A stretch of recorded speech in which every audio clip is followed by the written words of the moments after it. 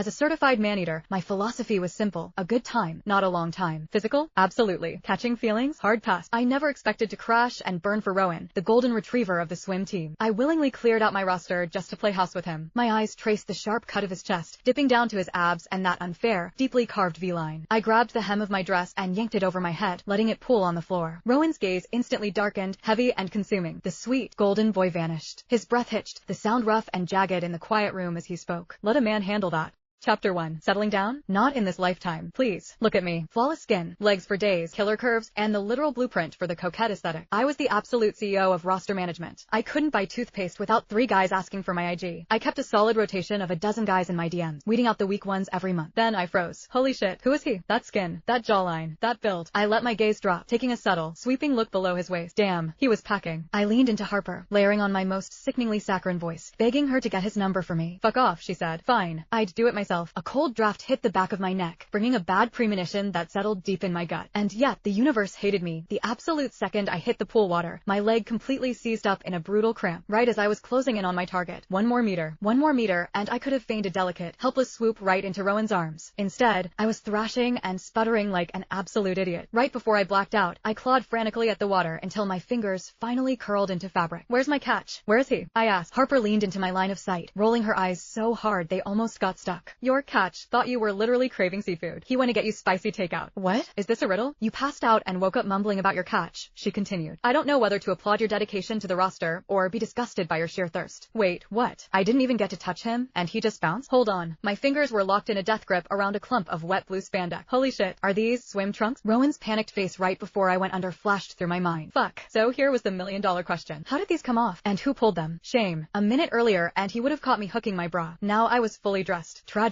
really. Hi. Rowan stared firmly at the linoleum floor, refusing to meet my eyes as he shoved a takeout bag onto the bedside table and pivoted toward the door. Like hell I was letting him walk out. I stretched my long leg out, blocking his exit. You go to state, right? A dark flush crept up his neck. God, he was cute. Technically, I'm your upperclassman, I added. Maeve. Call me mommy. Huh. His head snapped up, staring at me, wide-eyed and lost. When it finally clicked that I was messing with him, the tips of his ears burned crimson. Oh, he was precious. I tapped a fingernail against the plastic bag. What did you get?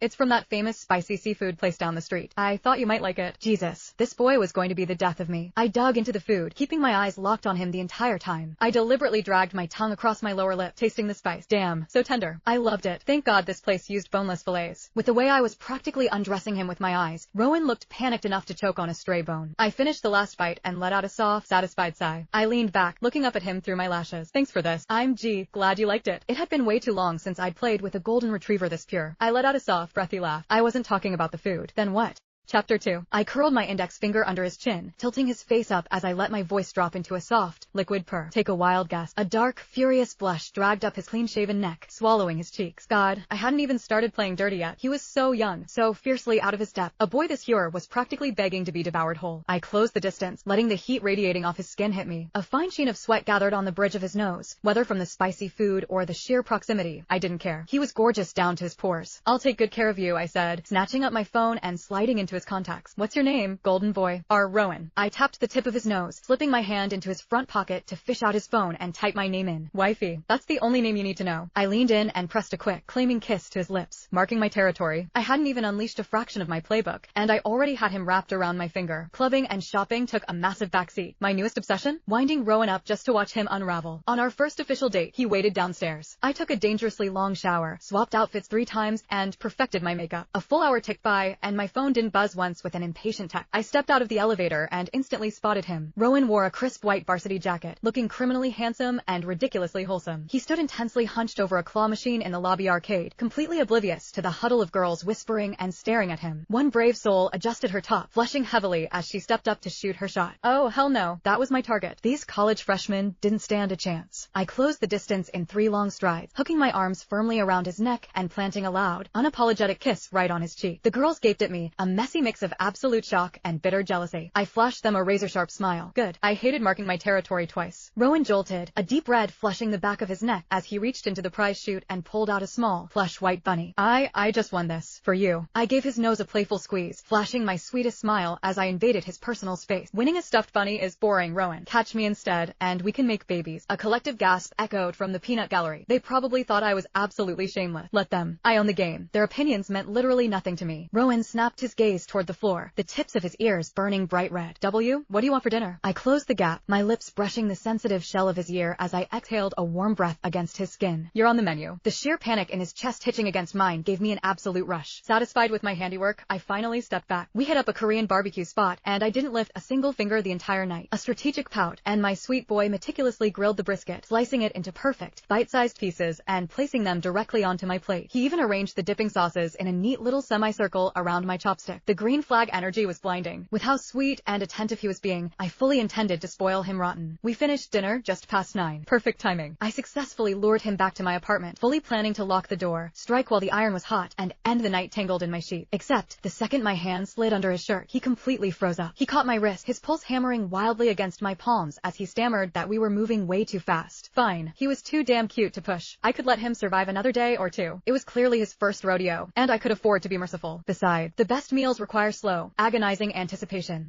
Chapter 3. I dragged my tongue over my lower lip. My hands roamed greedily over his chest, shamelessly taking full advantage of those rock-hard muscles before I finally let him walk out the door. Being this painfully horny was pure torture. I grabbed my phone, shooting him a string of filthy, explicit text. Fuck. 2 messages in, and the ache only flared hotter. I desperately needed a hookup to take the edge off. I scrolled through my entire roster. Not a single guy sparked my interest. You never realize how useless your bench is until you actually need to play someone. They were all just pretty placeholders. I drew a scorching hot bath, poured a heavy glass of wine, and bent it to Harper on FaceTime for over 2 hours. Only then did I finally manage to drift off. I opened my eyes the next morning, and a small white plush bunny stared back at me. Right, the prize Rowan won last night. I dialed his number. It rang straight to voicemail. I hit redial. Still nothing. Was he seriously trying to play hard to get? Annoyance spiked hot and heavy in my chest. I was pissed. Actually, really fucking pissed. I fired off a mass text to my group chat, locking down plans to hit the clubs tonight. If the current roster was dry, I just needed to go fishing. The perks of being a player. I shoved away the 7th guy trying to hit on me. The nauseating mix of cheap cologne and too many tequila shots finally broke me, so I bolted for the restroom and immediately threw up into the sink. Mid-heave, a hand appeared in my peripheral vision, offering a paper towel. I muttered a rough acknowledgement, wiping my mouth blindly. My vision swam as I looked up into the mirror and locked eyes with a man. Sharp jawline, effortlessly charming, with a pair of devastatingly magnetic eyes. Carter oozed pure player energy. Damn, now this was the kind of premium catch my roster desperately needed. Wait, a man? I scrambled away from the sink, stumbling toward the door and aggressively rubbing my eyes. Holy shit, I was in the men's room. Carter strolled out right behind me. I let out a dry, sultry laugh, leaning against the door frame to strike what I hoped was a devastatingly seductive pose. My ankle instantly rolled in my stilettos. Hiss. I swallowed the sharp spike of pain, remembering I had an image to maintain. He leaned casually against the tiled wall, a dangerously smooth smirk playing on his lips. I certainly wouldn't mind driving a gorgeous woman home. I hooked a manicured finger into the knot of his tie, reeling him in a fraction of an inch as I batted my lashes. And I certainly wouldn't mind a handsome driver. We walked out together, practically draped over each other. Carter was clearly loaded, and he walked me straight to a sleek McLaren. I leaned back against the plush leather of the passenger seat, squeezing my eyes shut. We pulled up to my apartment complex in record time, and I popped the door open, squinting against the harsh glare of the streetlight. Carter leaned against the hood of the sports car, a stray lock of hair falling perfectly across his forehead as his eyes gleamed with undeniable intent. Not going to invite me up for a drink? I parted my lips to answer, and a pair of strong arms suddenly locked around my waist from behind. Rowan, wifey. He buried his face deep into the crook of my neck, his voice sounding painfully tight. I tilted my head, catching a glimpse of his face in the glow of the street lamp. Jesus. His eyes were rimmed red. I have a meet tomorrow. I was in the pool all day, and my phone fell in the water. I swear I didn't see your text. Please don't be mad at me. Not be mad? He ghosted my calls and left me on read. Did he think this was a game? I fully intended to drag him upstairs and thoroughly punish him. Then my gaze flicked forward. Carter was still standing by his car, watching the entire exchange with a highly entertained smirk. Time to cut my losses. I flashed Carter a tight, polite smile, thanked him for the ride, and practically dragged Rowan into the building. The moment my apartment door clicked shut, he pressed me against it. MMPH, wifey, shut up. I crashed my lips against against his, my tongue sliding hungrily into his mouth while my hands mapped every hard line of his body, gripping and pulling. The heat radiating off his skin was scorching. His breath shattered against my lips, ragged and heavy. His chest heaved against mine. A low, desperate groan slipped past his lips as my fingers dug into his hips. Don't touch. I gripped his jaw, my thumb pressing hard into his skin. Touch. I'm not just going to touch you. I'm going to ruin you. His gaze darkened instantly, consumed by pure lust. A violent shiver ripped through his massive frame, yet his hands desperately clamped over my wrists, fighting his own body's physical betrayal. NGH, we can't.